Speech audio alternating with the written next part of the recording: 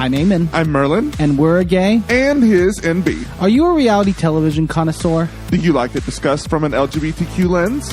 If so, A Gay and His NB is the podcast for you. Hear us break down all your favorite guilty pleasure reality shows from Bravo, Drag Race, and just about everything in between. Listen to A Gay and His NB on Apple Podcasts, Spotify, or wherever you listen to podcasts.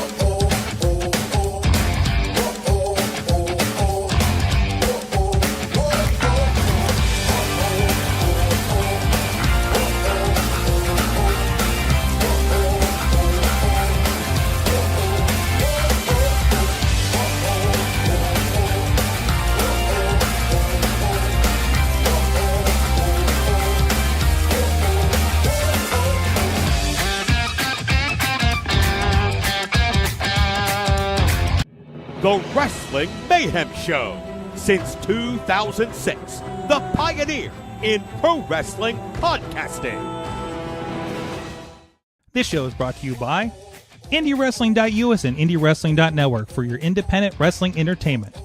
Slice on Broadway, supporting Pittsburgh podcasting with the perfect pepperoni pizza. Just wait, just wait, just wait, just wait, just wait. Wait for the perfect time, then attack. Don't give up what you want, take it back. Wait for the perfect time, then attack. Do what you have to do, make it last. Wait for the perfect time, then attack. Don't run, boy, this should change the back. Wait for the perfect time, then attack. Wait for the perfect time, then attack. Wait for the perfect time, then attack. Don't give up what you want, take it back. Wait for the perfect time, then attack. Do what you have to do, make it last. Wait for the perfect time, then attack. Don't run, boy, this should change the back. Wait for the perfect time, then attack. Wait for the perfect time, then attack.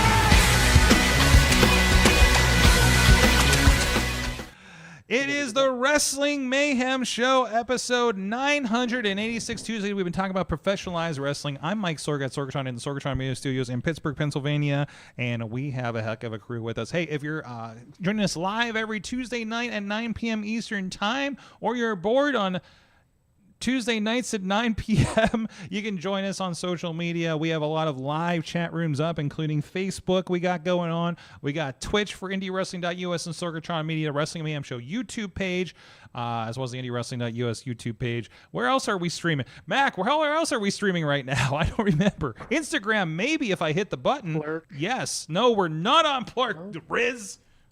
That was like 2 decades ago. Anyways, we got a lot of fun for you guys tonight, and a little bit of farewells, not just John Cena. And but down the line, we do have with us, first of all, is Mad Mike.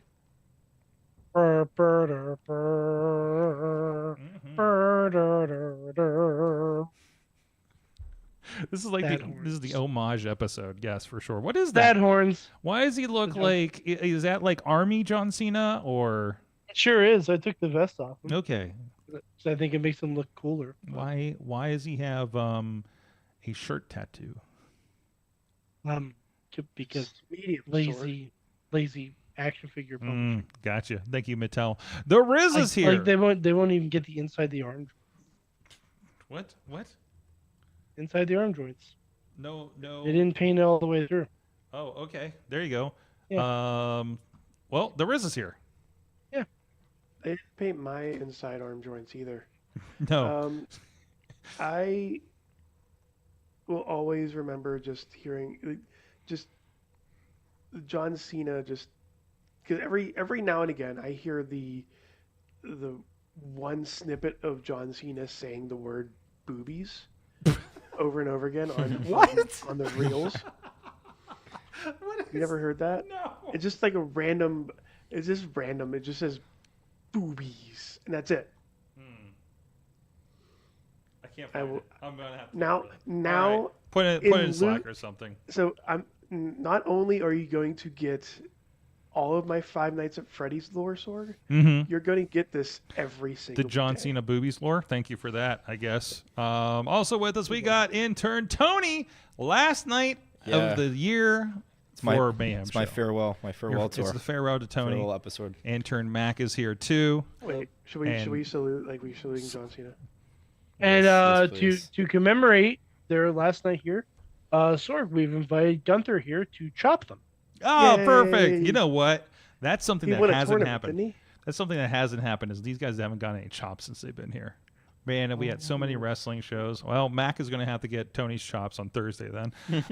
So, anyways, yeah, we have a history of violence on this show. Hey, We didn't. They're just disclose lucky. They're just lucky V-Rock isn't in town. That is true. She's coming to. Oh God, I'm out of town when she comes in next year. I'm so pissed about it. Anyways, yeah, work calls, but either way.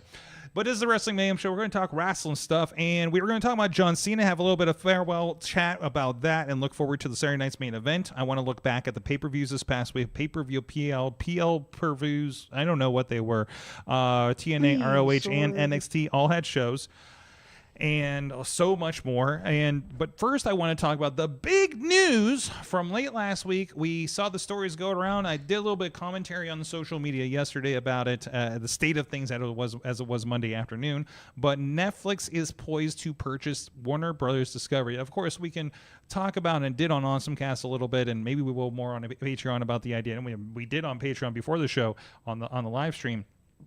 Patreon.com/Wrestling Mayhem Show, about what this means for certain properties like our Batmans and our Mortal Kombats and whatnot, but also the wrestling world is what's going to happen when one entity owns the places that run both WWE and AEW programming. So the breakdown now, and I'll get to the second part of this in a moment, but to catch people up to speed. So it's $80-some billion, I think they're doing for Warner Brothers Discovery. They're supposed to spin out the television networks. That includes TNT, TBS, Discovery, part of it. A lot of people are doing this because that's the dying part, and they're just going to cut that part out like a bad tumor and let it die on the vine over here on cable land while they take all the properties. Think what Disney did to Fox. Vine. Disney bought all of Fox except for the actual network. So Fox Network actually doesn't own any content now that it has on their network because I believe Disney now owns most of it. So, or whatever else maybe it's from other studios that they have on their network too. So this would be like that. So maybe TNT will still show Justice League and Peacemaker, but now they don't also own it. So they will be kind of licensing it to themselves from their old company, perhaps, is the hypothetically what would happen. But also that means, what does that mean for AEW? AEW, as far as we know, has a contract with the networks, TBS and TNT, and an extension of that brings them to HBO Max. So hypothetically, and we'll see how things shake out in a year or so with the deals and everything like that. But in the meantime, the threat to AEW may be nominal because hypothetically, should this deal go through, and there's a lot of regulation that everybody needs to go through, they would still be attached to the television product. And also, if they get let go, I don't think they're going to be hard pressed to find a new home because a lot of people want live. Obviously, we did have the AMC is going to have TNA Impact Wrestling in mid-January starting. So now more people will be able to see that. So I think, everybody wants live because everybody wants your attention. And I think that AEW would pretty easily find a decent home outside of TNT TBS. Because the only thing that concerns me is, does WWE have a clause excluding their provider from bringing on other wrestling content? I don't know. I haven't seen. Also, there was a rumor floating around that Warner Bros. Had some kind of ownership stake in AEW. Could be interesting, right?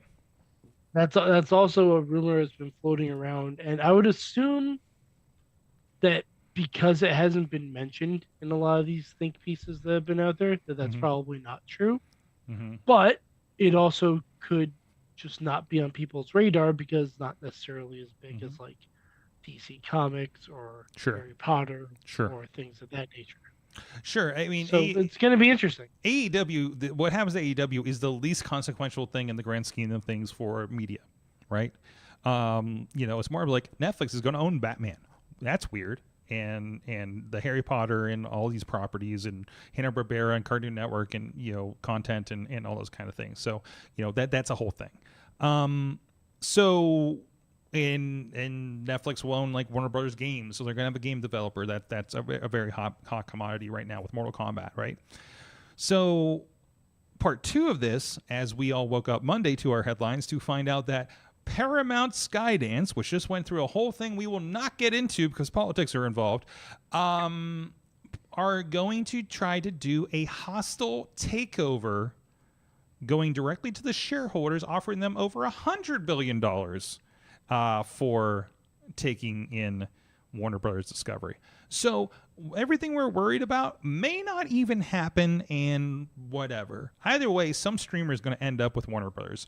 I can't imagine this thing being struck down given the regulatory environment we find ourselves here in 2025, 2026. I don't think it's going to change anytime soon. And look at the mergers over the last year, and I think you're going to have an idea of what is going to happen with some of this situation here. So, in the meantime,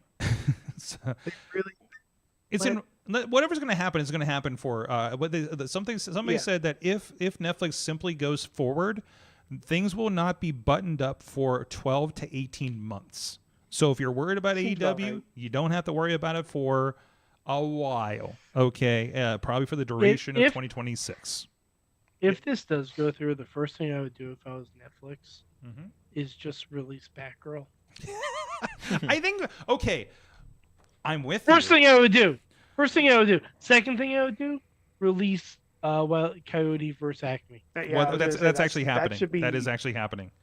Really? Yeah, no, somebody bought the rights, just like they did with the Blow Up the Planet, the the Porky and Daffy movie that came out this year.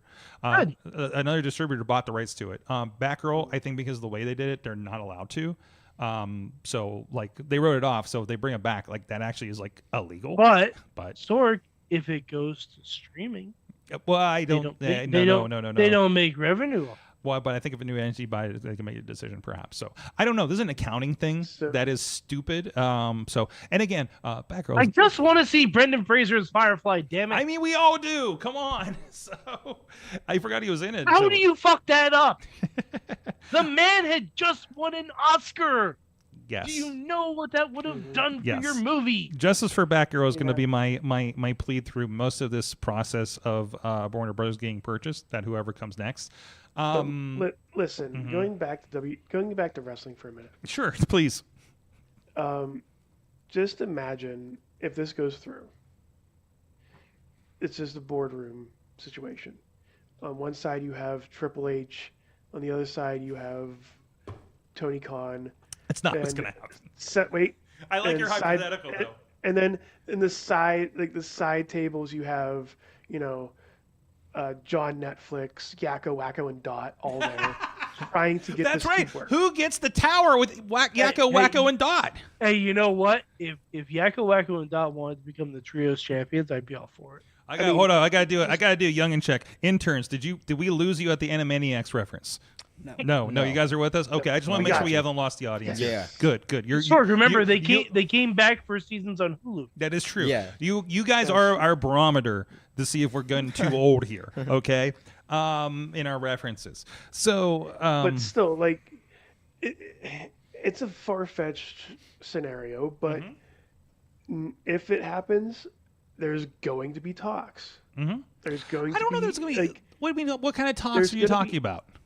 Oh, there's going to be rumors. There's going to be weekly, monthly, daily. The shitty gonna face Edge on Saturday Night. Yeah. The shitty wrestling sites. Shitty wrestling sites will be pontificating that this means AEW is being purchased by TKO or something. Exactly. But that is nothing to do. These are content. These are all outside content providers. They're using facts and big words. Here's the other. Let me one pre-correct the terrible headline you're about to see on the internet. That this means with this merger that AEW will become WWE. No, Netflix is not buying AEW. AEW is a licensed product on those networks. Yeah. You know, Also, just Netflix like the didn't NBA buy is. Just WWE. like no, yeah, Netflix didn't buy WWE. They bought out most of Netflix WWE's didn't- Netflix- content, but Netflix? No, they didn't. Netflix doesn't even have the They library. just have Raw. they have. They just have Raw. Well, wait.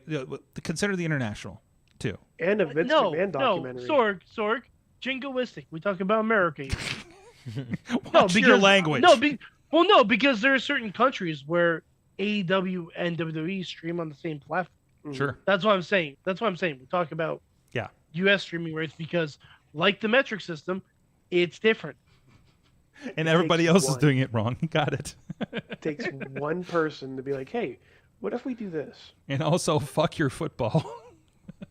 Anyways, so that's what's happening there. I saw again probably terrible headlines. I don't know if this is true. I doubt this is true. Allegedly, maybe WWE is nixing their deal in the next couple months with TNA over the AMC deal. I would like a clarification on that, but I don't. That feels like a shitty wrestling rumor to me. Yeah, and I feel like the TNA NXT thing ran its course. that's also. WWE I don't know. got- I don't know. WWE got I their don't guy. think so. Dude, have you seen what they did this past weekend? There's a whole. I don't think so. They're taking TNA over, is good. bub. TNA is gonna be on Saturday Night's main event. Mm-hmm. WWE got their guys they need. They've No, raided I the think locker room. Jordan Grace. I think there is They one thing got left Joe to do. Hendry. I think there's one thing left to do. And I don't know if I said it before on the show or Bring just back said it Elias right- on the shirt on the horse Nope. because Not that yet. happened this weekend too. AJ Styles wins the Royal Rumble. And instead of going after Punk, instead of going after Cody, he wants to win the TNA Championship at WrestleMania. I can't wait for AJ Styles versus Frankie Kazarian at WrestleMania. Cool. Honestly, I would fucking love that. Are you joking me? I would love that shit. By the way, telling I'm me that- listening to the girl that plays 11 on Stranger Things. I Millie forgot. Bobby Brown. I forgot Millie how Bobby her. Brown. I forgot her real accent, and there was a whole bit with Fallon and that I was watching on TikTok because I do watch TikTok, and she said, "Are you joking me with that right now?" And I fucking lost it. So, and I thought of you, Mike. Don't be joking me. You got to be joking me with that. I was like, "What? Oh man, that's for real." Okay, then. Where the fuck are we? Sounds pretty iconic to me. Oh, indeed, right? So, Maybe an inspiration. so a lot of, it's a mild movement here, well, mild-ish, So, It's moving the needle very slightly. yeah, it definitely is. I mean, this is a big thing in the conglomerate world where this is probably not great for anything at all, honestly. So, except for a few billionaires that already have too much money. So, but I'm going to step away from those. Anyway, so I actually, Speaking of billionaires, John Cena. John Cena. No, we're going to get to John Cena in a moment. But first, I want to give a shout out to our friends at patreon.com/Wrestling Mayhem Show. Billionaires. Speaking of aspiring billionaires, it's going to be a lot of Patreon. I don't know if there are any Patreon billionaires out there. I don't know if there's enough people on Patreon to support that situation. But thank you everybody that does support the show. We do try to do some extra content for you. You are now getting the shows ad-free, which means those ads in the middle of the show are gone. I even stripped out the beginning ads a little bit too. So if you're sick of hearing about Slice on Broadway, we couldn't take out the in-show ads, but at least we can do a little bit in the meantime there. But also, thank you everybody that does support the show, including our friends at the fan of the show level. Bo Diggity! Woo! Yes, we got him. We got him. We got the intern boys choir has chimed in. So. Team Hammerfist, Tupac family, Bubba Brewer, Jason French, and Tina Keys. At the Poppy Club level, our friends Dave Pop Potter, Rats in Trenchcoat, Tony Kincaid, True Principo, T-Pop, and at the Pizza Club level, the Riz, and Justice Cleaver, and at the manager level, Bradley. Oh, That's shit, I not did it what. again. That's me. I did it That's again. Turkey me. There you go. With wait, was that? See, Didi? you're not the only one I do this to, Bradley. It's exactly. You guys support show I'm just glad Riz doesn't have any incriminating photos of me. yet. Anyways, wait till the Christmas special. John Cena is retiring this weekend. There's some interviews around now. I've seen the Chris Van Vliet interview, and did I say his name right? I never hear it. So I think It is Von Valet. Von Valet. Oh, okay. I'm Mr. just joking. Von Valet. So I did listen to that this week, or today actually, and it was pretty tremendous. He really didn't want to talk about The Rock. He really did. There was a lot of dancing on there. And he talked about how much he didn't have to dance, and that's why he did it so late with him. But he did a lot of dancing on there about I don't care what would have happened otherwise. I'm like, Yeah, what would happen? dude, Why- I don't know. No, listen. Who I cares think what there would is a happen with universe me and The where John Rock? Cena is so centered right now, and is so that doesn't actually matter to me what could have happened because I'm too busy making 3 movies while doing my farewell tour. So I understand a world where John Cena doesn't give a shit about that, okay? Because it's I went, I did a thing, I did the best with it. I'm telling you why I'm justifying this in my head, and I think that's perfectly fine. Please stop talking about it. You know what? Maybe if we stop listening to the bad voices in our head about the things that we do, we could be John Cena too. But they counsel me, and I understand, Sorg. I like the heel run. Me too. I did too. I liked it. Was it perfect? Of course No. not. Nothing is. Well- were there missteps named Travis Scott? Yes, of course. I overall liked the heel run. Mm-hmm. And no. it made sense to me that a character like John Cena could be talked out of it Mm-hmm. by the next John Cena, aka Cody Rhodes.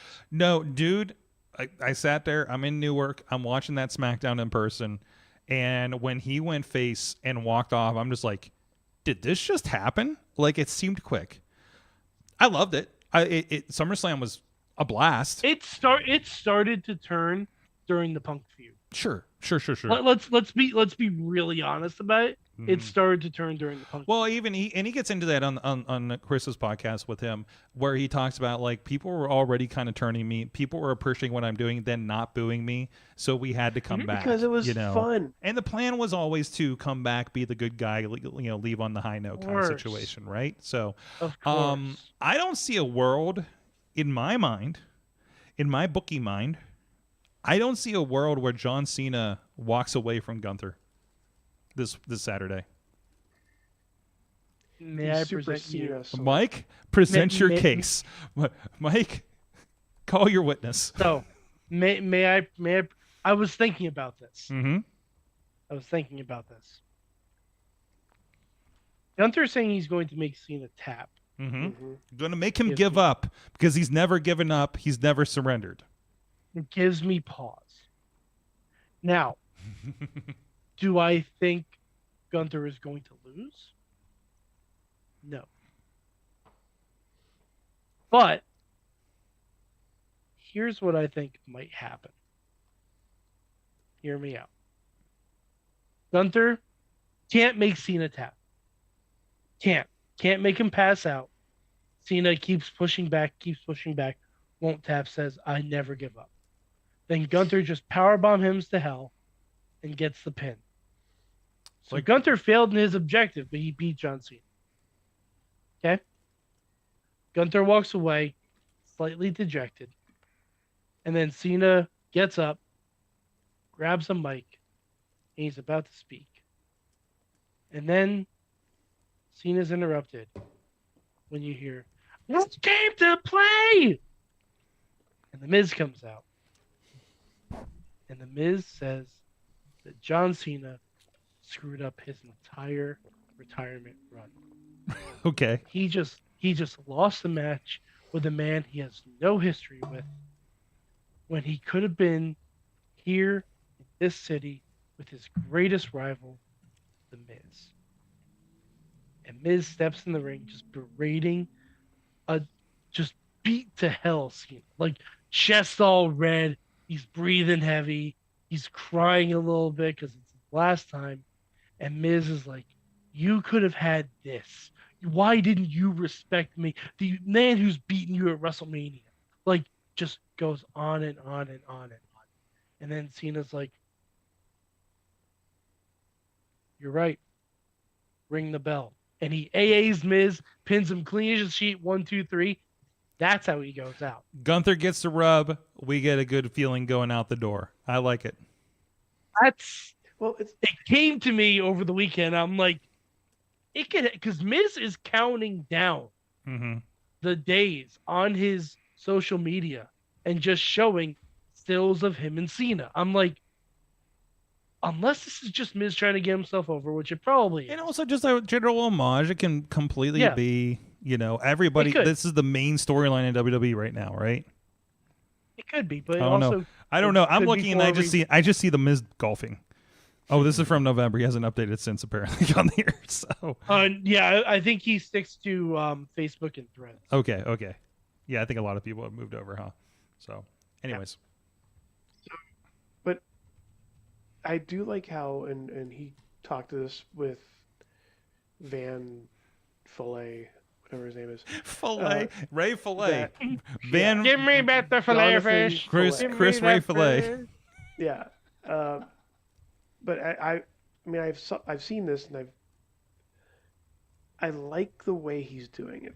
I like the way that they're meshing this together, because he's not the main event.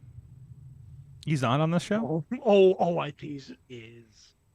He's not the main event. Really? Riz, I don't. Has that been stated? That has not been publicly stated by WWE.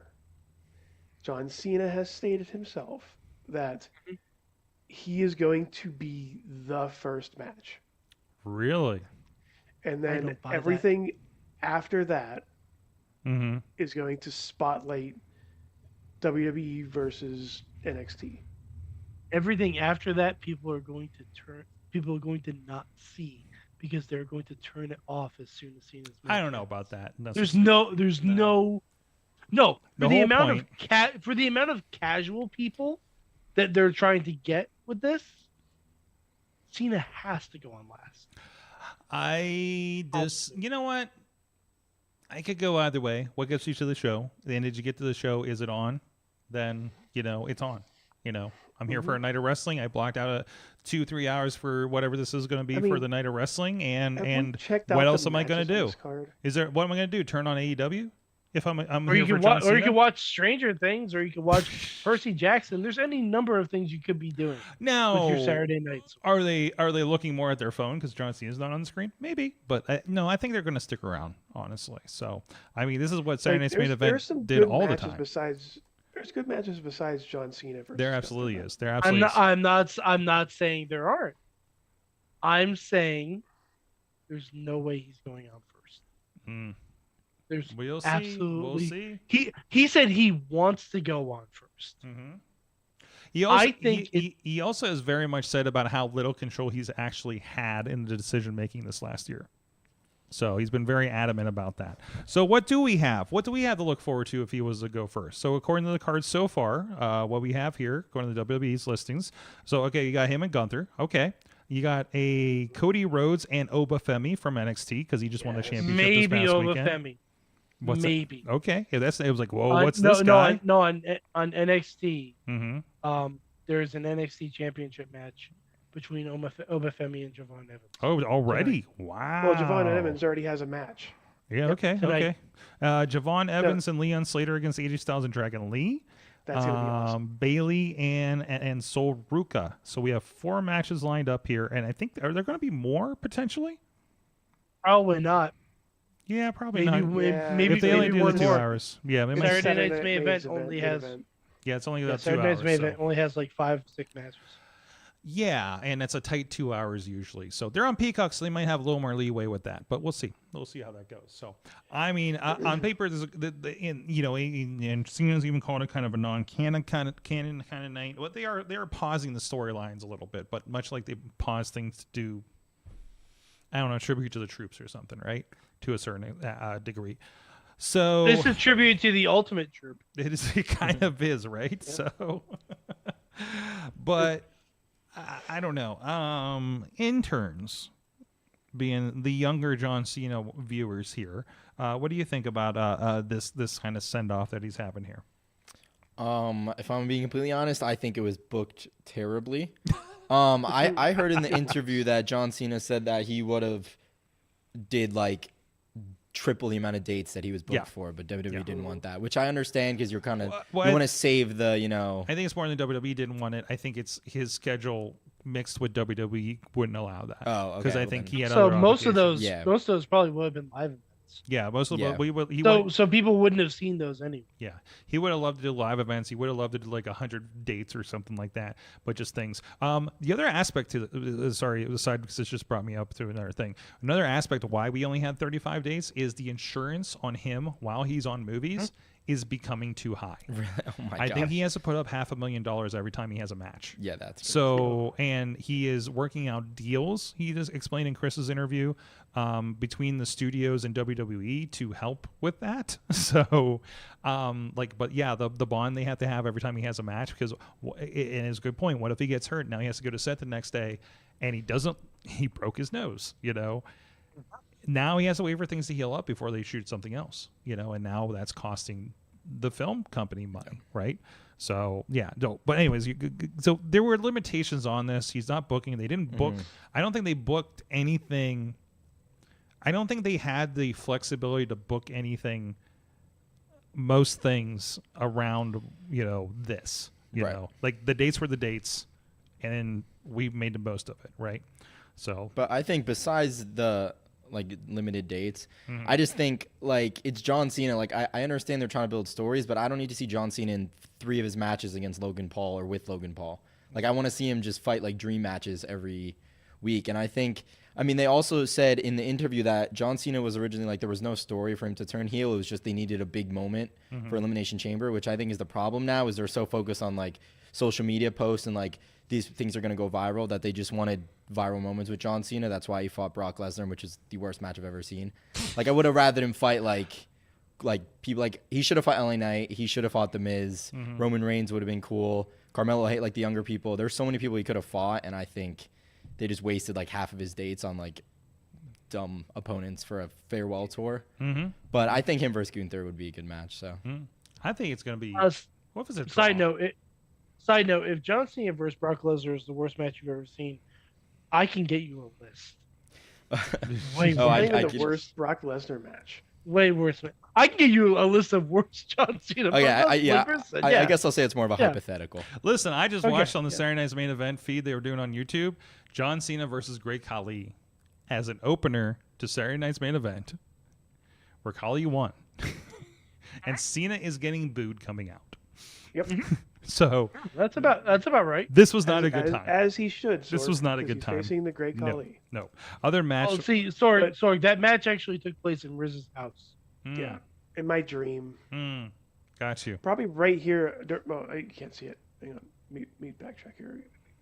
Actually, Jack Swagger versus Alberto Del Rio at WrestleMania is probably one of the. That was bad. Another worst match I've ever seen in my life. As someone who was there live for it, that wasn't great. No. No. So yeah. I probably that was literally all of us saying, "Where's Ziggler?" Sorg, I probably played the Great Khali in that match while playing the video game. Time to dust off some of the old Raw versus SmackDowns. But here's a question for everybody. Everybody, is this really it? Yes. Yes. I think yes. Unequivocally yes. Absolutely. Although John did sign, going to wrestle. He's never going to wrestle. He's stated that. He says, "I'm going to be the first one that actually retires from wrestling."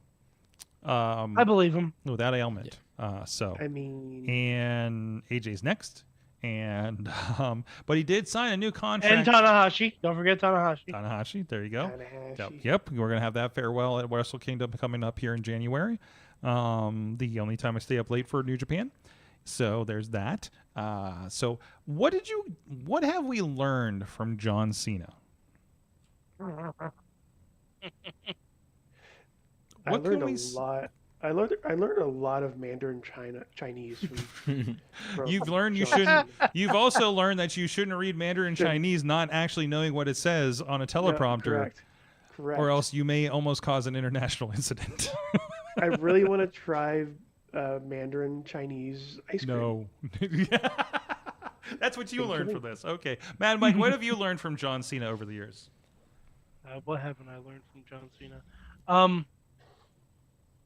I learned that John Cena is one of the only wrestling talents that I've personally seen live that can get an entire stadium supremely excited in 1 second, and then 10 seconds later just feel overwhelming depression within the same arena for the same guy for the same reason. Narrow And this that- down. Narrow this down and for that the is- uninformed. And that is his return at the Rumble. We were all there for it. When we heard and Rapidu, the entire place went ballistic. And then 10 seconds later, shit, he's winning, isn't it? And you just felt the air just sucked out of the entire Madison Square Garden. We got some. Like I don't know any other performer who could do that. I don't know any other one who could do that at that point in time, in that place, on that stage.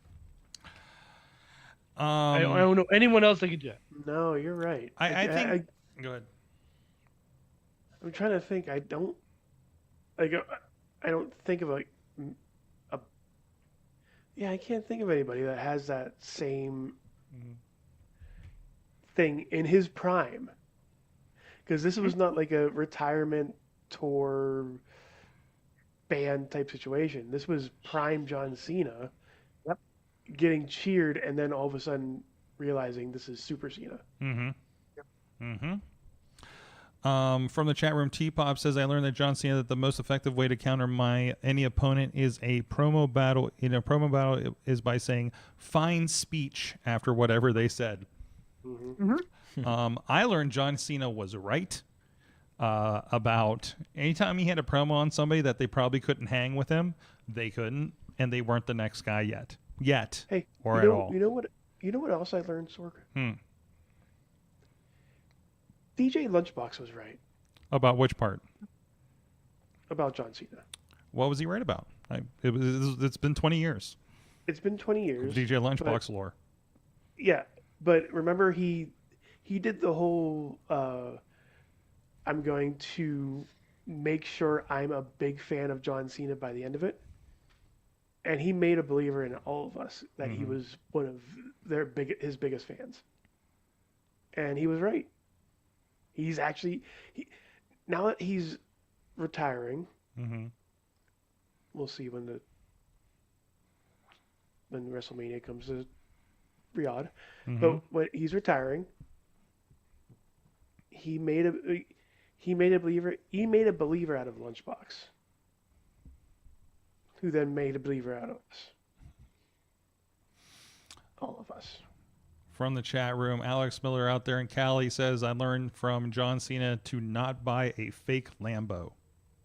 Oh, I remember that story. Look that up. Look up the John Cena fake Lambo story for some fun and sadness. Also, stretch your boundaries as he did doing talk shows hosting. Yeah, no, he really kind of stepped up for stuff and executed. Still does Wipeout. Still does Wipeout.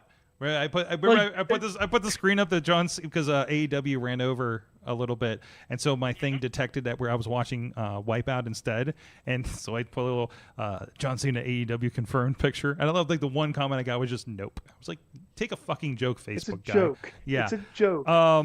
Intern Tony, what'd you learn from John Cena? I learned something pretty big. I learned that Osama bin Laden was killed. That's how most of us learned it. Yep, too. yep. That That's was how a big one. everyone learned it. Yes, it actually was. Compromise to a permanent. Yeah, just the way end. he says it too is just so like. Mm-hmm. It's the only. It's that's like the most John Cena way to announce Yes, the death of Osama bin Laden. That was. I was at a buddy's house watching the pay-per-view, and we were all getting ready to go. We were packing our stuff. And then he just says that, and we're like, "Wait, what?" Like, I don't think that was a stipulation in the match. Did he do it? Are we doing that storyline again? But what a weird thing to do.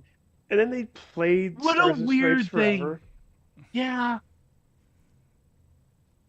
It's so weird. Listen, I was watching some Iraqi Sergeant Slaughter today, so you know. Intern Mac, what have you learned in your short time of John Cena-ness? I'm kind of sad because Riz actually told mine. I have a friend who speaks Mandarin Chinese and has it all memorized. So like randomly out of nowhere, she just started reciting it. I think the biggest thing I learned is no matter like he always pops up where I'm not expecting it. I'll be watching a TV show. I was watching the new Apple TV show Pluribus the other day, and he just pops up, and I'm like, what the fuck? Spoiler alert, by the way. You're just like how if you watch any Pluribus or you've seen the concept of what it is, and you're like, how does John Cena figure into this? Have fun, have fun with this, you know. And there was everything except for I can't actually see him joke in there because it was kind of serious.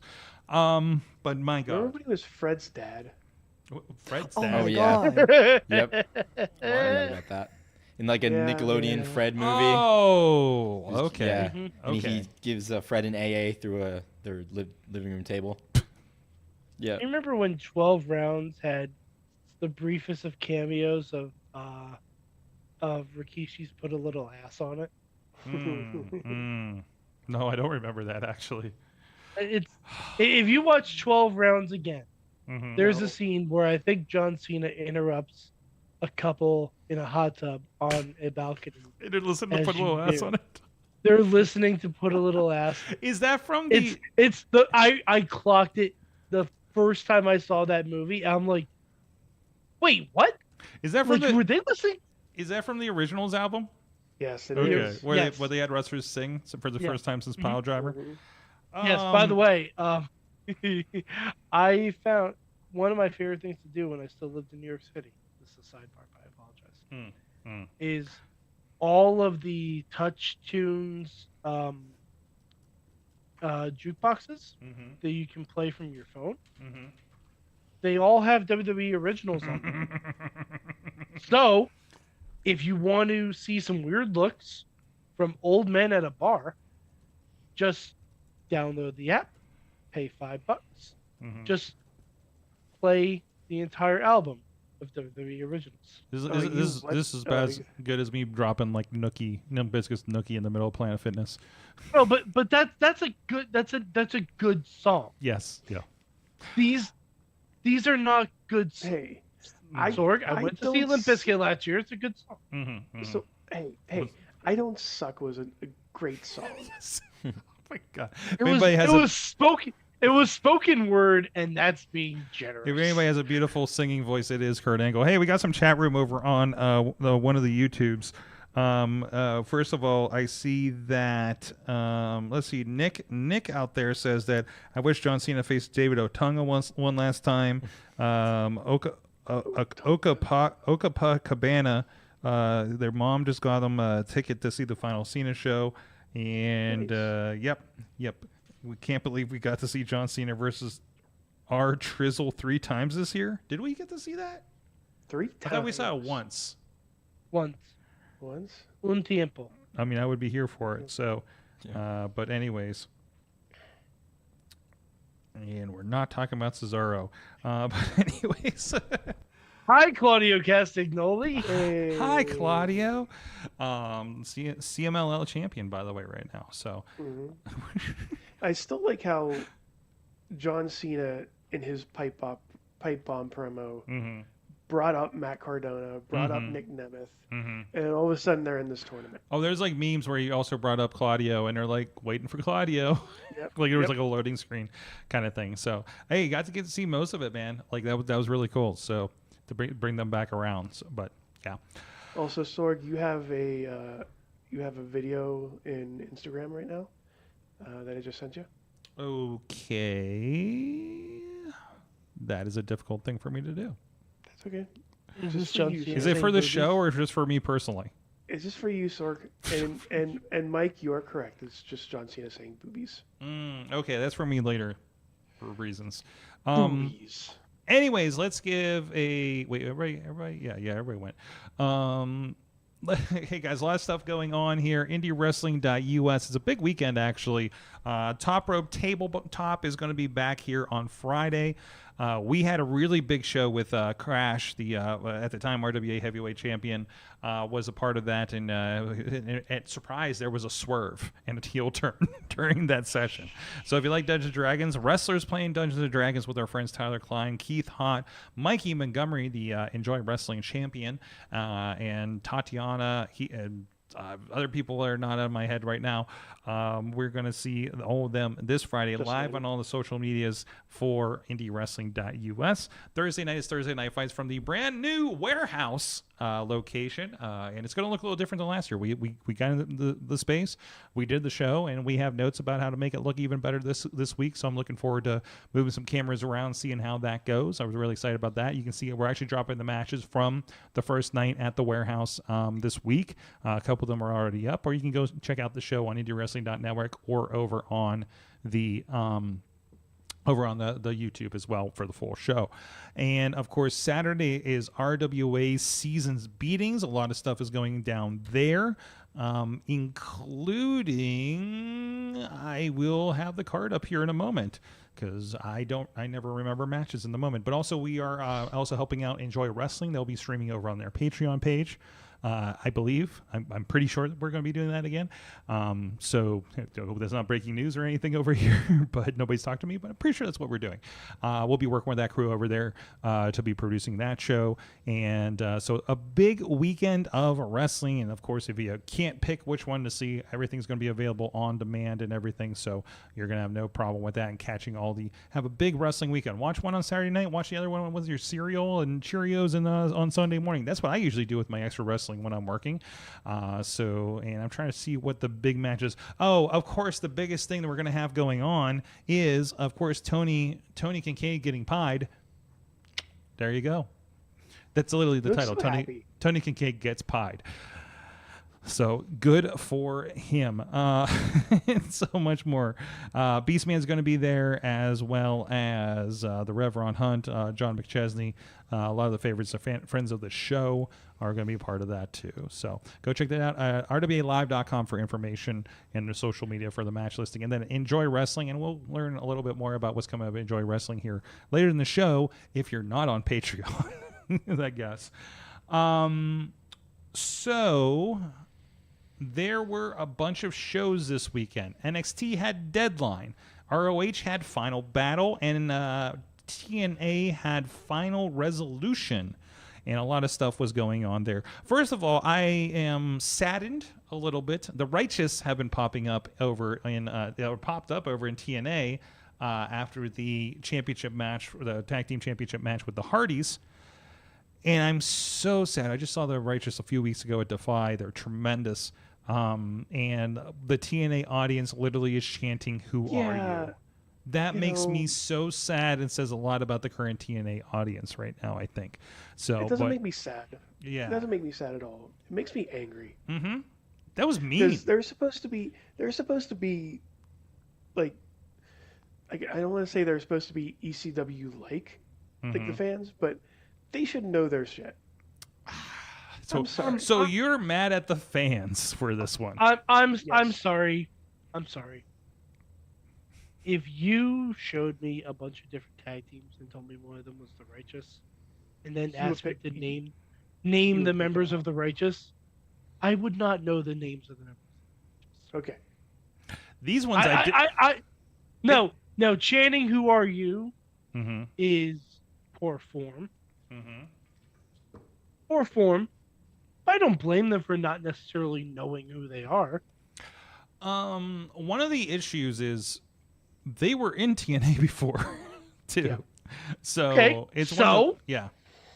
Again, this is a time when nobody watched. How long ago was that? And was it on Explosion? It was on regular television, but yeah, it was like when nobody watched TNA. So Was it in 2020 when everyone was everywhere? it might have been something like that, yeah, actually. But When there were no fans? so either way, so this is the thing. Other than that, the pay-per-view was a lot of fun. Matt Cardona and had a death match where he brought he had a sack full of his action figures, which was kind of fun. Generally, the main event, it was like kind of a last shot. There was a bag full of Zacks. Yeah, kind of, yeah. The main event, like, again, a decent show, but the main event didn't have much to speak on. Fandango was having his kind of last run. He's retiring here in the next year. And kind of the, well, why don't I get a shot at the belt on my way out kind of thing. So they were in the faction No Honor, Tina, which it says, which is actually, yes, that's when Ring of Honor, I think, lost TV, and they all came over to TNA and as an invasion angle with the Kingdom. So that's probably about 4 years ago when they came in, probably 21-ish situation. So yeah, not terribly long ago. So that does feels kind of weird over there. But no, it was kind of decent. But of course, they're building for the next stuff coming up here, including AMC. Ring of Honor had a tremendous show. They again headlined with Athena and Persephone, which was like, I was actually kind of surprised considering the survival of the fittest match that they were having with Bandito. The highlight women's pure wrestling match was really good. Billy Starks and Deonna Purrazzo, but they had a 30-minute Iron Man match with Nigel McGuinness and Lee Moriarty, friend of the show, which I think is the runaway highlight of the show. So definitely go back and check that out if you appreciate Lee Moriarty doing Lee Moriarty things, and you appreciate Nigel McGuinness doing Nigel McGuinness things. You're going to really appreciate this match. So of course, culminating in yeah, go ahead. This is where we get to say, and again, we haven't said this in a while, but it's true. Lee Moriarty is the best wrestler in North America. I think so. Period. And he's getting a lot of personality. I don't know if he's going to... I'm hoping that he's on a path for top guy material, but, he's at least going to be, like, crazy mid-card guy, at the very least in his career, right? But he's really kind of making that pure title. He's had it for well over a year at this point, and they're having a lot of fun there. So they did have some technical issues. I don't like to harp on these, but it was kind of weird with this. They did drop out the 0 hour feed in the middle of the women's match. So, but they did repost the women's match afterwards. Yeah, and Ricochet defended the national championship, the first defense of an AEW title, and the first defense of the national championship on a Ring of Honor pay-per-view. Definitely not the NWA national. No, definitely not. And they keep alluding that he's going to be taking it other promotions too. So I imagine we're talking like New Japan and CMLL, but we'll see what happens with that. So definitely worth your $10. Plus you get all of that other good Ring of Honor stuff. You want to watch some good old stuff. If you're kind of curious what they're talking about the Samoa Joe Championship era on AEW TV, like this is where you're going to see it. NXT had the man. Mike, do you recall whether? Yeah, of course you know. I should ask Riz. Riz, do you recall what Deadline's match gimmick is? It's the Iron Survivor. Yes. Do you remember how the Iron Survivor works? It starts like it's like a Rumble type situation, but also a gauntlet match, but also every pin has the person going into the penalty box for So it's part King of the Mountain. yeah, and it was the brainchild of Shawn Michaels, Was it really? I think. Huh. I Good mean, call. who else would have thought of that craziness? Just like the Elimination Chamber was the brainchild of Eric Bischoff, completely, totally, right? Right. Yeah. Really good Just matches. like, the ladder I match. like the Iron Survivor matches. Mm-hmm. I think it's cool. They're booked fun. They are booked fun. Yeah. This- I kind of wish they do it on the main roster, but that would kind of ruin it. They could eventually, I think, but I think it's going to be less interesting because really, like, you are in a state with this where literally anybody could win this thing, right? Because everybody is kind of in this interesting spot in NXT that any of them could bump up. Javon Evans apparently had his match tonight from winning Iron Survivor versus the women's championship. The women's championship is going to happen here on New Year's Evil, so that's interesting. But also, D'Angelo came back, right? So that's probably going to be our New Year's Evil match, and they kind of set up for that. So, aside from that, what were the other matches on that? I need to bring these up to remember. There's a lot of We wrestling. had this weekend. Tatum Paxley versus Izzy Dame. Paxley, Izzy Dame, and again, I missed the last couple weeks of NXT, so I'm kind of catching up. I didn't know she lost the belt to JC Jane again. And things like that. Tatum Paxley is my favorite current NXT wrestler. She's become my favorite in the last month or so. Yes. Like I've finally come around to oh, this is the big deal with her. Okay. Like her act, like her thing, her act, like the way that she's been drawn up now. She's crazy goth girl. She's crazy. She's insane goth girl now. Crazy Crying, insecure goth Sorg, girl. she's a marionette. You dropping Five Nights at Freddy's references I in the am. middle of the show. Don't do that to me. Don't do You're that to me, welcome, Sorg. Riz. But seriously, she's the marionette. She's like her thing now is that she has her makeup smeared, crying everywhere. So, yeah. God, it is because she comes up with a smeared. Oh my God, she is the marionette. Oh no. I did it. Oh Have a good night, no. everybody. You just mayhemized them. Five did Nights it. at Freddy. Damn it. Damn did it. The other I think significant storyline from this past weekend is Monet lost a belt. Yay. She lost the TV championship back to Red Velvet. And is kind Can of we start having her lose belts now? I think that's what's happening, and she's having a little bit of a breakdown. So, which played into again Saturday night at Collision. I had an interesting. I have a question. Mm-hmm. Is it the smartest idea to have her lose her first championship on Ring of Honor? Yeah, honestly, the way they set it up, yes. Because the argument see from it. Red Velvet is you don't even go here, you don't belong here. She did a one job match on Thursday on TV, and then had the pay-per-view on Friday, and then promptly lost the belt because she don't belong here. I just mean that should be built up. Well, we already have. Her losing her first belt Mhm. should be built up. She's kind of on a negative streak because she didn't win. No. She didn't proceed in the tag team championship tournament. She did not get the AEW championship from Chris Statlander, and now she's lost this. She's on. It's a Moxie like streak right now, right? And then she kicked Layla Gray's ass, but And I kind of feel like it's okay for her. Like I feel like losing it on ROH means hey, it can happen here. It can happen. It could happen anywhere. if it can You lose a happen belt here, it soon. could happen on Wrestle Revolver next week. You know what I mean? So I mean, she's got a lot of belts at a lot of places. The most significant belt she has is obviously the TPS one. Does she still have the strong title? No, she doesn't have the strong title. Somebody else has it. So because I don't think that was even in this mix. So no, I mean it'll be really interesting as long as whatever happens before. It's I just don't want her to lose all the belts to injury. Has always been my concern with this thing, and I don't know why that's in my head.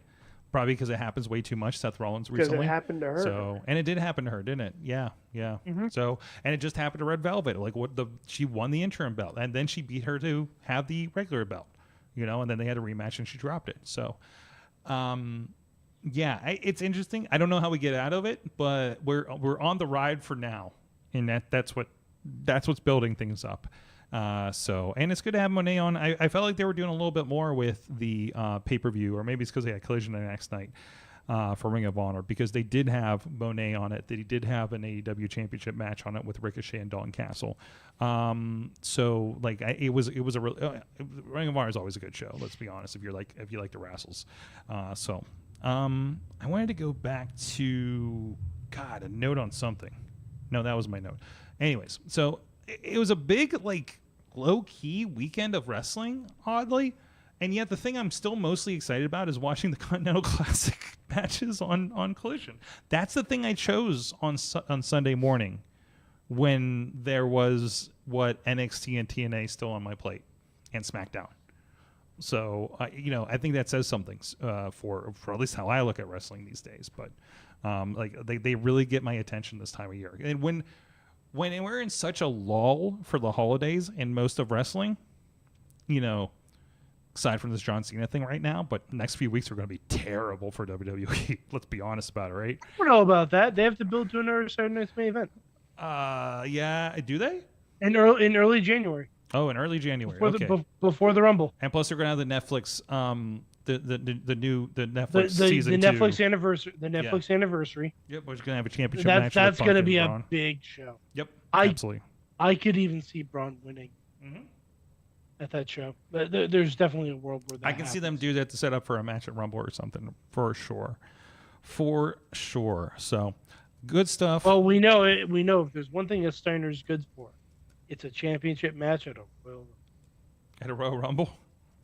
That's where Scott Steiner got his one and only championship match. Oh, no.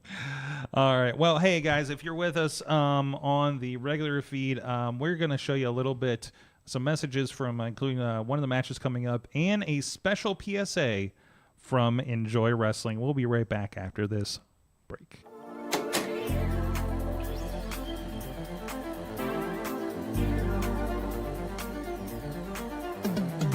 Today, we'll teach you how to become a clinic escort, one of the easiest and most powerful ways to support your community through Planned Parenthood of Western Pennsylvania.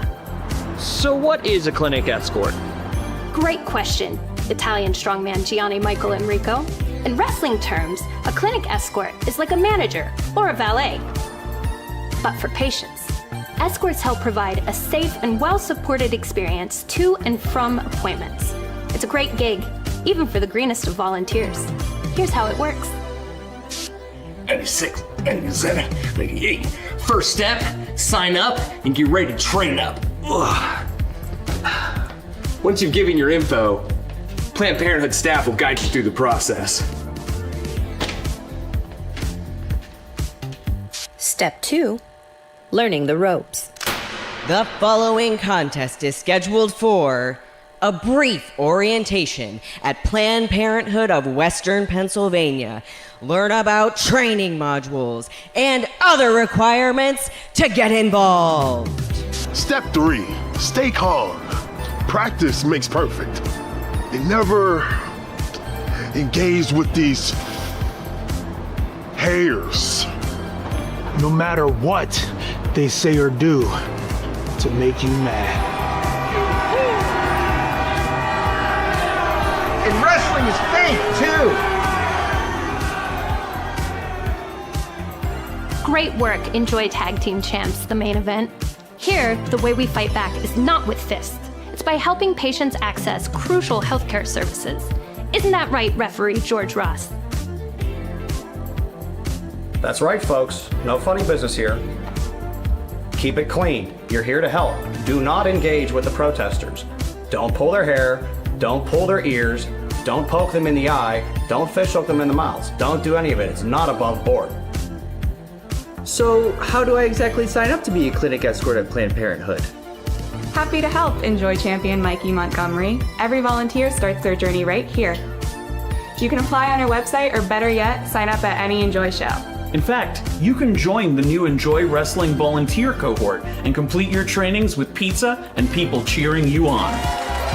Whoa, a group training sounds amazing. I want to defend Planned Parenthood, but I'm so busy defending this belt. Can I still train with you? Absolutely. Our courses are easy to complete online too. Are you ready to champion Planned Parenthood of Western Pennsylvania? Visit the Planned Parenthood table at any Enjoy Wrestling show and start your training today.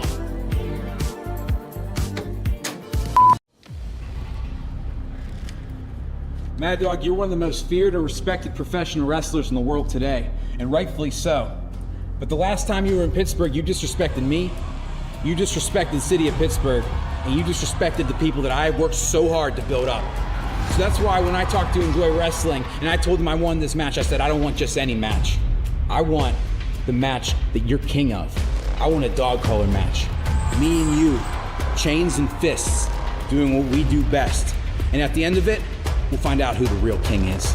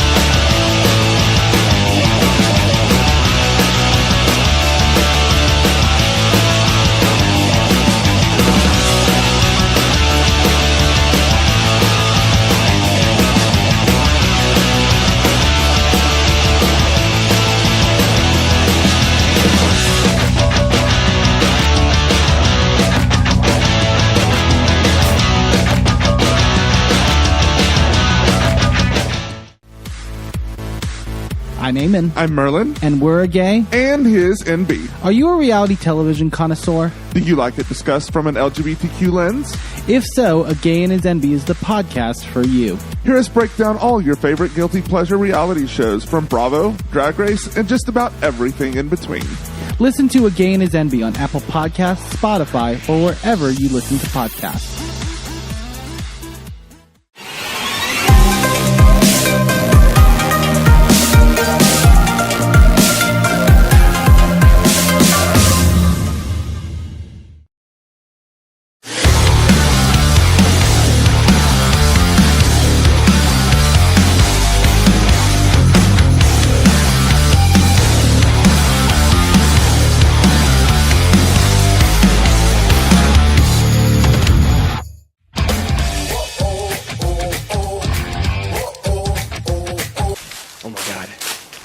Here he is, the elusive Beast Man, a powerful and dangerous creature who could absolutely tear me limb from limb. I've never been this close before. I know his call. Let's see if he responds. Husk! Husk! Husk! Oh no. Oh no. Beast Man! Beast Man! Beast Man! Oh jeez. Yeah, I know. Ready? Okay, that was close. After a lot of hard work and trial and error and a few amount of bruises, I think I've tamed the Beast Man. I would even say that we are friends. You all right, Beast Man? Husk. I want you to get the ball. Husk. Ball. I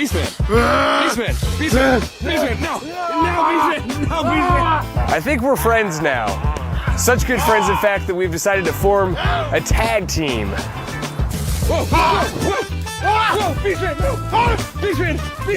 And we will be taking our tag team to Enjoy Wrestling on December 13th at Vellum Fermentation. Any tag team that wants to step in the ring with amateur wrestler Reese Hayes and the Beast Man got another thing coming. Tell him, Beast Man. Oh, Husk! Who's the Husk? Yep.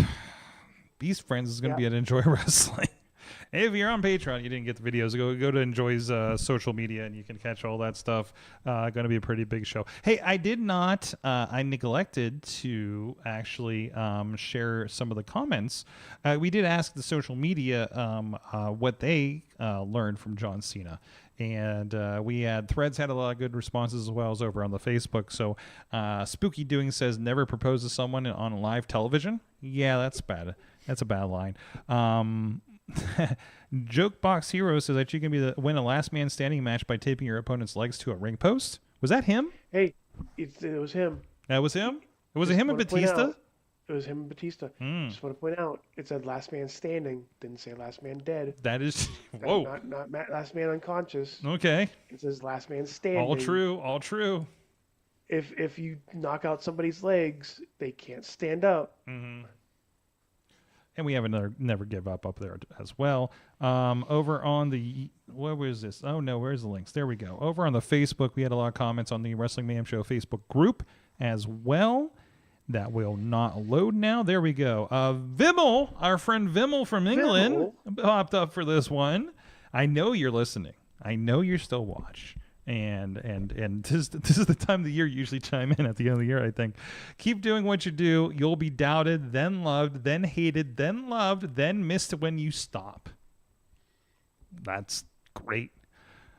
Our friend Steve out there near San Diego says jorts are still cool. And Jen Carlins, I had to get clarification for this. And it looks like she responded. I put my dirty clothes in the hamper and not on the floor. I asked, is this a Total Divas thing? He says, maybe Total Bellas. I guess it would be Total Bellas, Probably wouldn't it? Total Bellas, yeah. Also, Total Bellas was wild because it was the Bellas hanging out with John Cena and Daniel Bryan.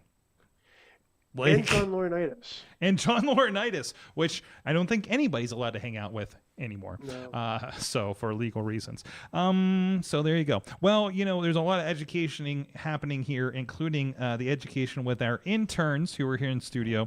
Again, this is going to be the last night. This is intern Tony send-off. Yep.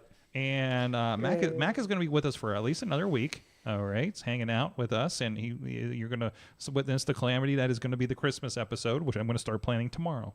And plan is a relative loose term, if you could tell. So first of all, let's talk about Tony. You had your first live, not Thursday night training pro wrestling experience. Mac, you did do a VCW show like a month ago, wasn't it? Yeah, it was like early November. So you guys have both gone to see shows outside of 880 and the training kind of capacity that we're doing. First of all, here's a fun thing. Here's a fun exercise. Mac, I want you to interview Tony about his experience in Cleveland with Exodus Pro this weekend. Okay. Based on your knowledge of doing the VCW show. What was setup like? How many people were there to help you set up?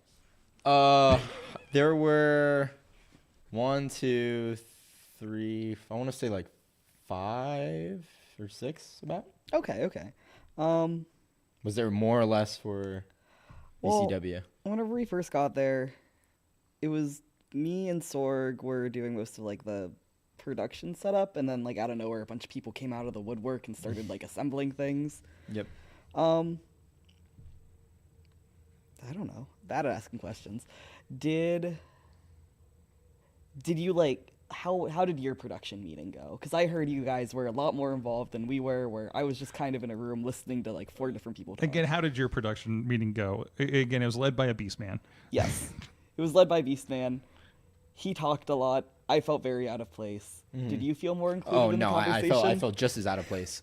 Well, mine was I was EC3 who is in WWE is in a production meeting, I do not belong in this production meeting. Mhm. Like I was like, I was afraid someone was gonna look at me or like and be like, does anyone know who this is? Like I'm like just like spawned into this meeting.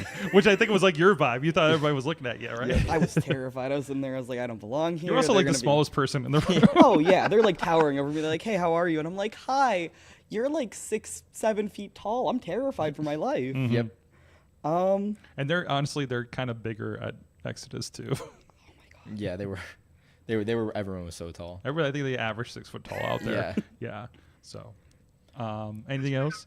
That's Oh, go ahead. Zeke, because Wait, what's they are. Start that over, Riz.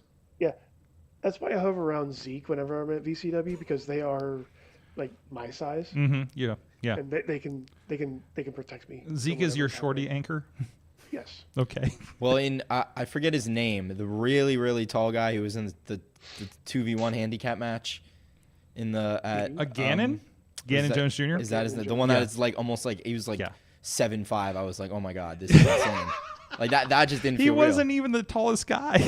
Whoever the tallest guy was. Wait, in the production meeting? Oh, he might have been in the production No, meeting. no, no, but no. he was, oh no, he wasn't in the production meeting. but he was in PB the- Smooth, who Yes. who is near 7 feet tall, was in the Yep. production meeting. Yes. Oh, yeah. Everyone was- And the announcer was Yeah, PB that's- Smooth size. yeah. Yep, that was like, they're like, crazy. or like, oh, you've seen the announcer. I'm like, I don't know this guy. He's like, well, he's yeah, as tall as me. And I'm like, okay. And then like that's when I was like, do not push back my announcer table, because from what I understand, there will be no room. So It's really one of those things where you see him on TV and you're like, wow, they look big. And then in person, it's like, oh my gosh. Mhm. Like I'm like looking like straight up. Mhm. It was insane. Yeah. But I mean, I say the craziest thing about that whole thing was like watching EC3 when I was like growing up, seeing him like him NXT and stuff. Mhm. And then I'm like, he's here right now. I was like, this just didn't feel real. Like I texted my brother, because we both watch wrestling, and I was like, the fact that I'm on, because they sent out a call sheet, and I was like, the fact that I'm on a call sheet right now with EC3 is just like, that just didn't feel. I was trying not to like fan out. Yeah, like he was standing in front of me. You're and I allowed was to like, here. You're allowed to. I was really trying not to, but I was like, oh my god, EC3's in front of, like, this is crazy. Mhm. Well, yeah, at least he didn't like Rob. You saw Rob brought. He said he wore his EC3 shirt, which is one of those NXT shirts when he was there for that second run, and it was one of those everybody in the promotion shirts kind of thing. So, Yeah. And it was like, where is he? Oh, he's up here behind War Raiders or whatever they called that week. Right? No, I said after I should have brought my EC3 action figure. I could have had him sign it. There you go. Would have been awesome. And I'm always like, I'm like, so I still haven't taken a selfie with him. You know what I mean? It's just like, I don't know, if that's and I generally don't with people unless Yeah. it's like unless it's literally people like I hang out with all the time, and see at every show, like the Zekes and the Glenn Spectors and the Facades and the Gories and stuff like that, right? That I've known for like ever. But yeah, it's always like it's really chill for how high end it is, Yeah, right? So, yeah. Is there, you did hard cam for us that night. You were on a ladder all Yeah, night that for was- that, that was the which time. was probably, physically taxing. Yeah, it was. By the end of the show, my knees were in pain, but I mean, it was. You got to make the sacrifices. Held the up show. for it, and it Yeah. was really, really, really good for that. So, it was again different wrestling than you see on Thursday nights. Wait here, Mac. Do you have any more questions before I dig in on this? Did you guys go to Sheets afterwards? Beforehand. Oh, okay. Yep. What did you get? What did I get? Oh, I got an app. What's your Sheets order? I got an app sampler. I get it every time. Okay, good choice. That's all good I choice. get. Yeah, that's kind of a staple Yep. for us. So. No post show of it. No. Oh, there was a lot of extra pizza. Oh yeah, floating around. that So saved we us. were kind of pretty good afterwards. So we kind of appreciated that. Yeah. So, anything else, Mac? No, well, that's all the Anything else important about the ones. show, about the wrestling? No, mostly the Sheets order. That's all I care Yeah, about. That's the important stuff. That's Yes. the big one. What was your favorite match for the night? My favorite match was. And I'll help you with the names. Yeah. Okay. The multi-person match with, again, I said this in the car. I forgot his name, with the whiteboard. Beretta. With Beretta, yes. Strictly Business Brandon Yeah, Beretta. That, first of all, that stipulation, at first I was like, wait, I'm confused. And then I saw it where he has to like, I think he had to like pin one of the guys down and like, I forget the move. And then once that's over, then like the next person comes out. So let me back this up for this Yeah. concept. So Beretta has this tremendous thing where he's got this whiteboard that's like this is the plan for getting to the top, and it has all of the beat an established star, do this, step on somebody on the way to my top, like something like that, right? And this was participate in a convoluted multi-man indie match, and he goes through the thing, and the rules of the match is every time he does a waist lock takedown, that's what it was, a new person comes to the ring. So it's like a casino battle royal, but he's the one that institutes the next person coming in. You follow me on this, Riz? So is it only him? Yes. If he does the hip toss. No, waist lock takedown. Waist lock takedown. It's just a waist lock takedown. And here's a little bit of him talking about the rules. And there's his board. Defeated international superstar. Was it CJ Cleary? That was there last week. That was. You see the big check mark on his board, right?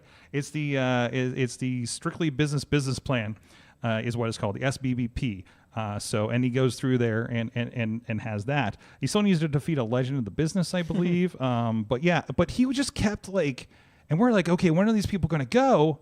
And then he just kept doing waistlock takedowns, and they kept funneling out of this thing. But what I like the most about it is it's kind of like a normal gauntlet match, but in those matches, when you pin the person, they're done.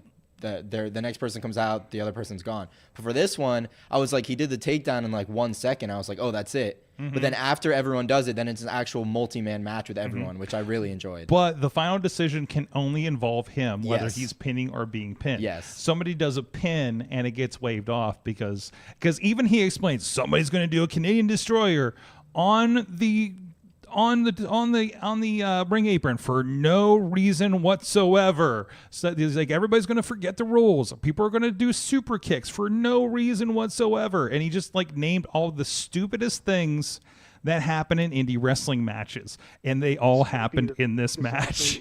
This actually might be the best match I've ever heard. This is for free. It's a live territory showcase.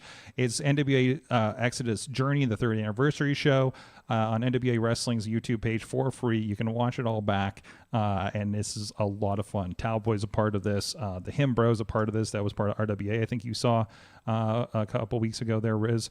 So it's the guy with the basketball mascot is a part of this. Yeah, can I say actually? I forgot to mention this. This is probably the craziest part of the whole thing is I've seen the basketball mascot all over my feed all the time. And then I saw when I showed up, there was a bin of all of the costumes. Yes. And I saw the basketball on the bottom, but I just brushed it off. I was like, whatever, it's probably just something else. And then while during the show, while I'm filming, I saw the basketball come out. The crowd erupted. They started singing, and I was like, this is the greatest thing I've ever seen. And I was so glad I got to see the basketball live. The ball comes out. They start chanting defense. Yep. It's a whole thing with him. He's done. So this is maybe the 3rd show he's been with us at Exodus, and it's just absolutely tremendous. Our friend Cowboy Paul was a part of this show as well. So I don't think it might be his first singles match on show. Victor Benjamin made his wrestling debut on this show too. There's this is Gannon Jones Jr. you mentioned. He also took on the smallest guys on the roster that night too, and took them both on. Straight shot through the heart, I think is what they're called, and they were pretty tremendous. So I mean, there's a lot of humor, there's a lot of promos, and it's not like promos for the sake of having promos, right? There's more everything on the show has some kind of purpose. Is the biggest lesson that I learned from seeing these shows from time to time. So I feel like it's a very EC3 style run. Oh, it is match. It definitely is. This is there and I know there's input from multiple people, but this is the this is the madness in EC3's head developed into live wrestling form. And by the way, he wasn't even on the show. I mean, I don't think, did he even make an appearance? I don't think he came out the curtain at all. Nope. Which is tremendous, right? That you're the big star and you can just run a show without you on it and fill that room. That's good. Again, this is one of those places where I went and I just didn't understand anything. Very impressed about how things ran initially, and of course we got even better from that, like all like getting on the same page. But that was it. I'm also kind of I forget his indie name, but I was hoping Damian Sandow was there because he was on the poster. He was on the poster, yeah. And I was like, Aaron this is gonna be Stevens. cool to see him. Aaron Stevens. I was really hoping to see him, and he wasn't there. Yeah, he's there from time to time. So and schedules and stuff. I think. Is an issue that's there. why I figured that. There you go. Do you have, based on your experience, do you have any questions for Mac about the VCW experience? I guess this isn't really based on my experience, but just your experience in general. How was it filming like the Rumble, like the multi-man, like everyone, so much chaos? I had no idea what was going on, and I don't know if you heard, but our cameras kept going out. Oh, really? So, yeah, we had an issue, yeah. So, like, it would be going, and then out of nowhere, Matt's camera would cut out. And then mine would cut out. So it would just be a lot of yelling back and forth. Then at some point, some random person got on the headset that, like, began calling out, like, hey, this person's up. This person's up. That was, so there's so much going on. So we had an agent for the Rumble because there was so much happening in the Rumble, right? And which was tremendous, right? And you've seen the clips that we put out, right? So, so you see the importance of, well, you kind of had that too, because we would get, EC3 had the headset for a minute. We would be talking to the lighting guy on the headsets. So there was a little bit more traffic going on there. I think there's once or twice where I was like, guys, you got to keep clear until we get through entrances, because that's the most difficult part, is getting through Well, I think entrances. I also heard you talking to the commentators, but their mic isn't connected to ours, so I was so confused because they're literally in my other ear. Yeah, and I heard nothing. I was like, I'm so confused right now. And I think I do need to get better about when somebody's new saying, hey, this is what you're going to hear. If it doesn't seem to apply to you, then it doesn't. Unless I say it more angrily towards your direction. Well, there was also another not guy. Angrily, just more directly. Because there's more, hey, we have to get this done now. Oh my God, let's get this done now. Kind of tone to things. There's always a thing in live production. And we've seen, you guys seen this on Thursday. Don't get offended by anything that happens. There will be lots of yelling because there's an urgency to everything. Because I think we were talking about beforehand, you can't stop the show to fix a thing, right? Like, you have to flow with it. Yeah, no, it's all live. Yeah. I got yelled at, by the way. I brought a graphic down a little too soon, and I got yelled at by EC3 in the moment. And I'm like, no, not yet. I was like, I thought this was a good time. I'm sorry. And he's like, oh, it's okay. It worked. It works out. And it ended up working out in the end, my interpretation of it. But it was not what we talked about. And I heard a thing about when he puts the crown on, and I saw the crown movement, and I moved. But thankfully it did the thing that we were aiming to do, kind of situation. There was a medical emergency in the middle of this show.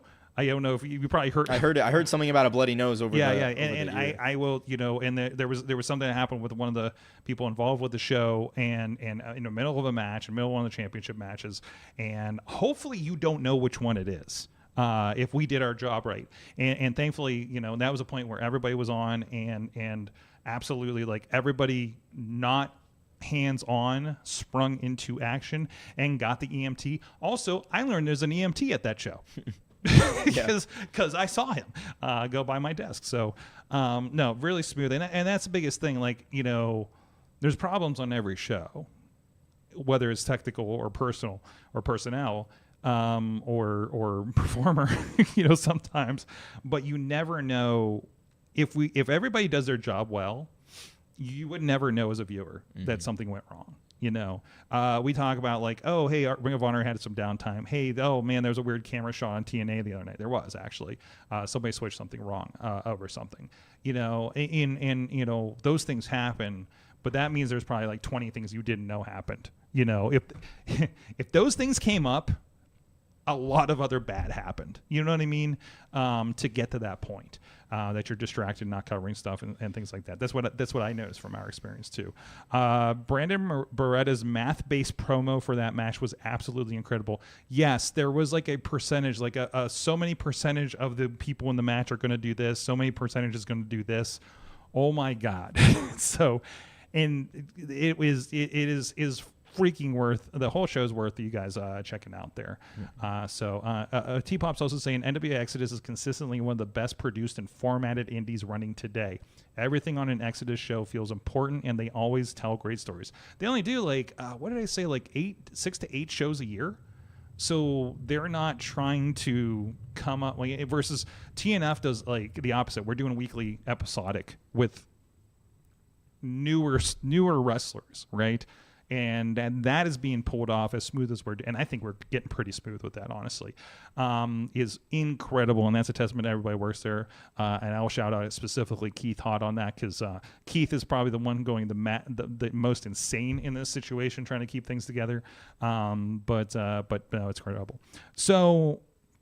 Again, we did a little bit of an exit interview on Awesome Cast for both of you, since next week's going to be a little different, and I figure we're going to lose track of it.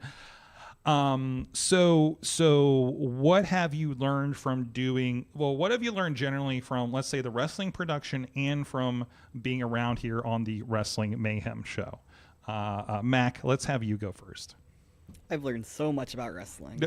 From 0 to 100, right? Yeah. To go back for anyone who hasn't heard this, I've never watched wrestling before September-ish, and then I got this email and I was like, sure, I'll sign up, whatever. And I never thought I would enjoy it as much as I did. I thought it was going to be I'm going to get experience, I'm going to put it on my resume, whatever. I thought we'd lose you halfway through this time, honestly. But I genuinely was like, wow, this is something that I think is really cool, and it's such a community. Everyone knows each other. I've gotten so many new Facebook friends, which is really, really weird. And it's just it's a really nice community, and it's so supportive, and everyone's been hey, here's what you can do better. Here's what you're doing good, blah blah blah. I don't know. I think it's really, really cool. And then just as a whole, obviously being in production, I'm learning things. This is a great opportunity I never would have had otherwise. Yeah, I don't know. Hopefully you've learned a lot of the things to and not to do, or I would never want my show to look like this. In certain aspects, when you've seen the bad shows, we've had some bad nights on Thursdays, for instance. It's just when it's just hey, this isn't working, whatever, So. And if nothing else, I know how to handle a camera, and whenever someone's being thrown from one side to another, and being able to track that, I think that's an important skill. Where is that life skill? And this is the thing I've always tried to track. Where is that life skill going to manifest outside of professional wrestling for you? Amateur fighting, if I decide to start recording that and posting it on Instagram. I mean, MMA's typically a little easier because they're in the cage, you're above it. I just meant on the street, just finding people on the street fighting. Bum fights is coming back? Okay, there you go. Good. Tony, what about you? Same question. I learned, I'll try to say something different I learned kind of how to handle the pressure of a live production, because again, for me being a film major, I've only done film productions where it's not constantly everything's live, you can't stop and change things, you have people in your ear. So that was a cool experience to do, because that's something that in the future I probably am gonna come across. And at first it was terrifying. I was I would hear in my ear Tony do this, and that's good because it's helping me. But I'm I'm freezing up. And then after you get more comfortable with it, it's okay, now I understand. It's very, I figured it out towards the end. I got a lot more comfortable with it. Even at RWA, I was nervous at first because I heard 20K streams. I was this is big. But then if I could film 880, I could film this one. NWA. Or yeah, NWA. Sorry. If I could film 880, I could film this one. And then even having EC3 on my ear, I was comfortable with it because I've done so much practice with it. So this really just got me good experience of dealing with live production, dealing with things constantly changing and problems constantly happening, and having to move past that, which I think is a very good skill to have in the film industry. And that's that's the thing that I've always struggled with, is how I don't know what to do other than throw people in the deep end of the pool a little bit on this. And that's what these are for, right? Because it's somewhere where if we have a meltdown, it's not going to be a problem. And we've had people there that are just nah, they can't hang with this. And he's okay, do you understand how a camera works? Good. Okay, now do it in this situation. Kind of thing is the first thing. Doing all that and trying to tell people to where record is maddening. And that's something we've done on paid gigs. Yeah. And it's just what are we doing here? Well, also having a crew around you that knows that me and Mac are interns. So if we have a question, or we something goes wrong, it's not the pressure of oh my God, why are you doing everyone was willing to help us. Everyone was very understanding. So I learned so much just by I did this wrong. Okay, do this. Like on NWA Rob, which I texted him after, he was so helpful. He taught me like so much stuff, and like he was very willing to do it because he knew I'm a student, I'm an intern, like I'm learning, which is very good. He was the new guy at some point too. Yeah, you know what I mean. And he's gone on and he's done New Japan and he's done some big shows with us, including NWA and everything. So like he goes for it. So that's definitely, and that's that was the thing. It was like, hey, hang with him, see how he runs tape, because he's the best gaff taper I work with ever. Yep. So I'm just like, oh, we're gonna have a good gaff night. Also, I need to make sure I bring a lot of gaff tape. So that's a lot of fun. Mac just got all wireless on that show.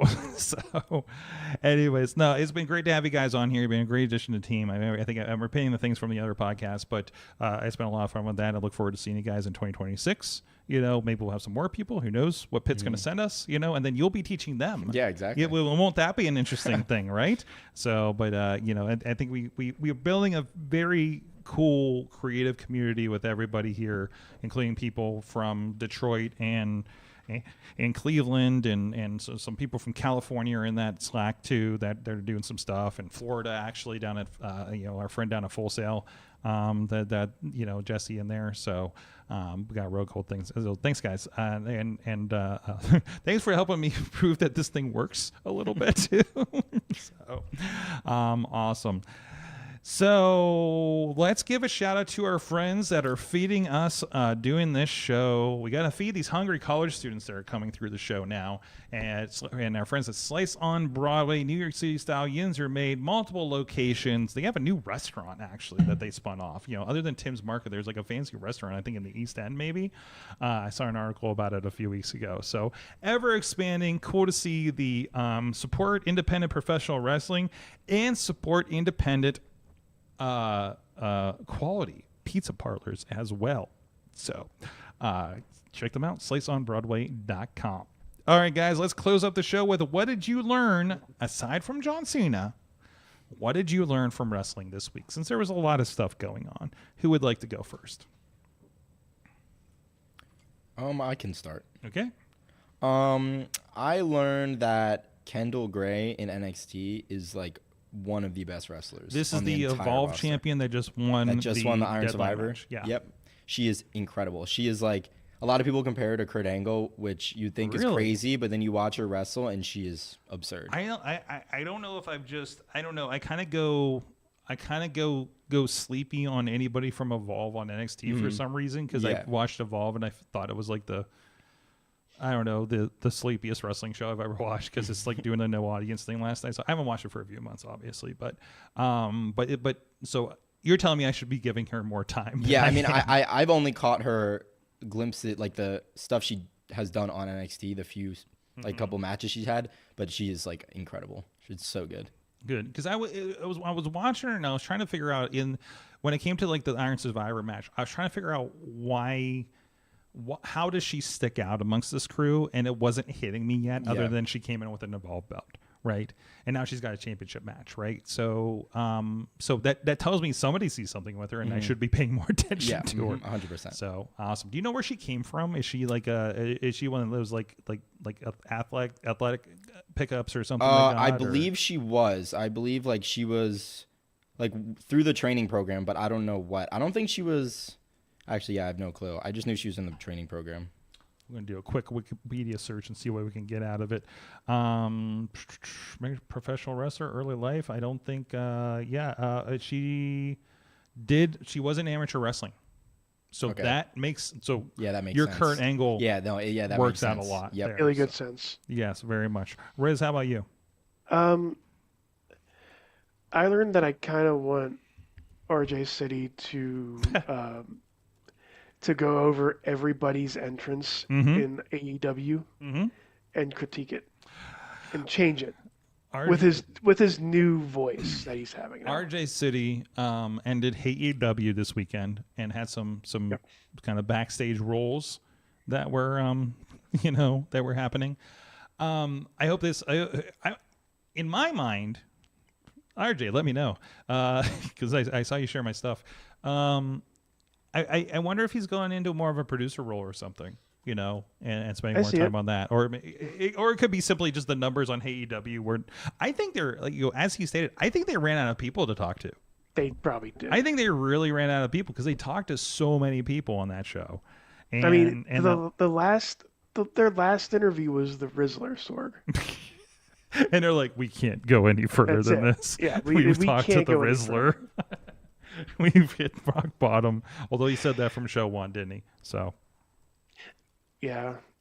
So, either way, he's a part of that. I hope he's going to still be an on-screen guy.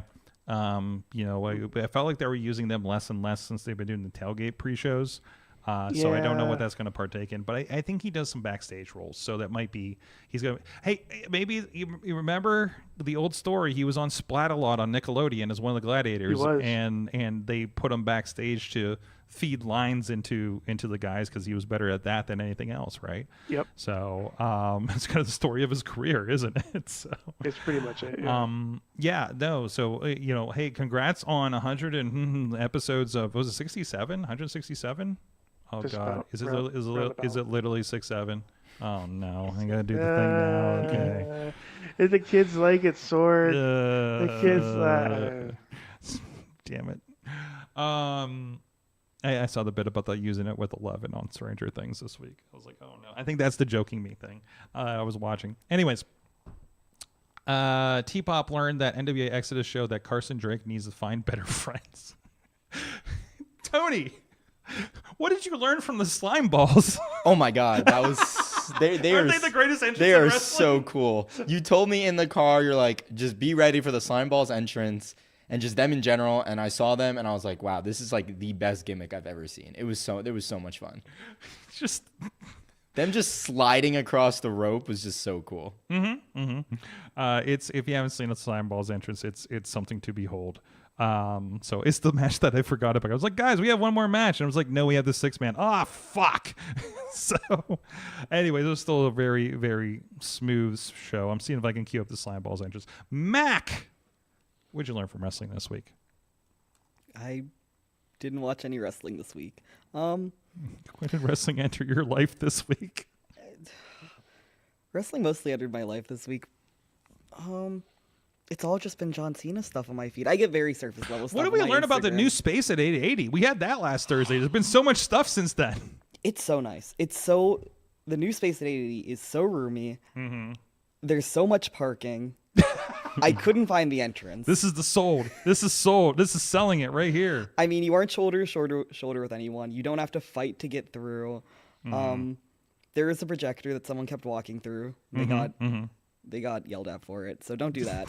One of the wrestlers bumped the projector in like the pre-show match. By the way, here's the slime balls entrance, just so we can get that out of the way and reference that. And here he goes. He goes on the top rope and slidey. Wow, Tarzan Drake is doing the dance. Tremendous. Good job, Tony. Of course, he's doing the puppet dance. Oh yeah. That's the thing. He teased it at first. So general upgrades on the 880 situation, right? It's so much better, and we want to see you there. Someone. Whoever you out there on the other side of the camera is. I love it. Oh my God! Yes, Mr. Riz. What did you learn? What did I learn? Or did we talk? Did we know what chat learned? I got at least one out of the chat. I'm looking for more.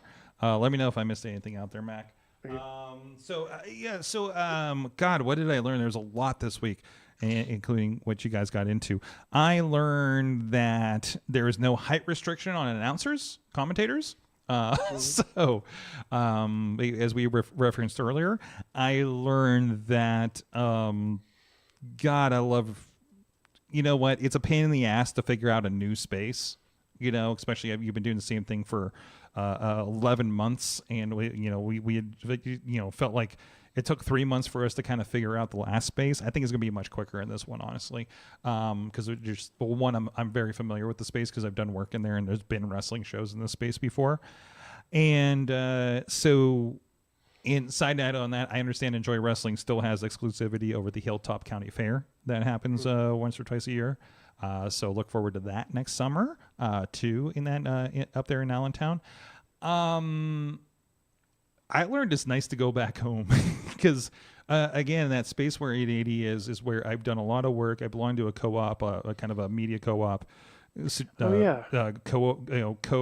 Co-work space called Work Hard Pittsburgh, and we did a lot of events out of that space out of 880, and including we did concerts. I was talking about In Living Color was in the parking lot performing, and then we streamed that for free with Super Monkey Records.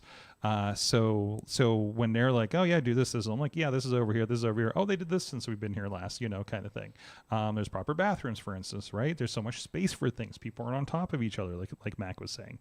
So I love the freshness of that. I think a lot of places benefit. 2PW, remember that refresh here a few months ago when they went to the brewery, and that just exploded them.